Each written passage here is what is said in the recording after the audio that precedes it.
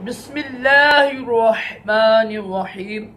फरमान मुस्तफ़ा सल्लल्लाहु तआला अलैहि वसल्लम, तुम अपनी मजलिसों को मुझ पर दुरूद पढ़कर आरास्ता करो, क्योंकि तुम बेशक तुम्हारा मुझ पर दुरूद पढ़ना रोज़ क़यामत तुम्हारे लिए नूर होगा। सल्लु अलल हबीब सल्लल्लाहु अलैहि मुहम्मद सल्लल्लाहु अलैहि वसल्लम।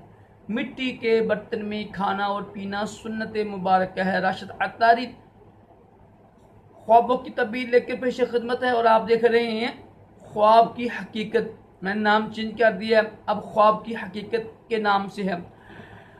आज हम जो ख्वाब की तबीर सुनेंगे वो है आटे के बारे में।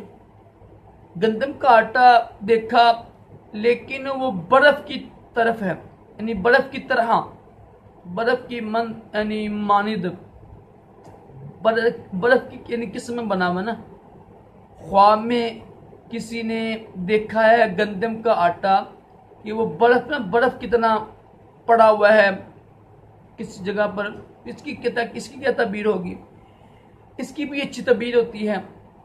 गंदम के ये होता है ना, आटा को देखना अच्छी तबीर होती है। इसकी तबीर फिर ये होगी कि उसको यानी नेमत मिलेगी, माल और दौलत बेशुमार मिलेगा और हलाल मिलेगा, और ऐसी जगह से मिलेगा जिसको उसकी उम्मीद भी नहीं होगी।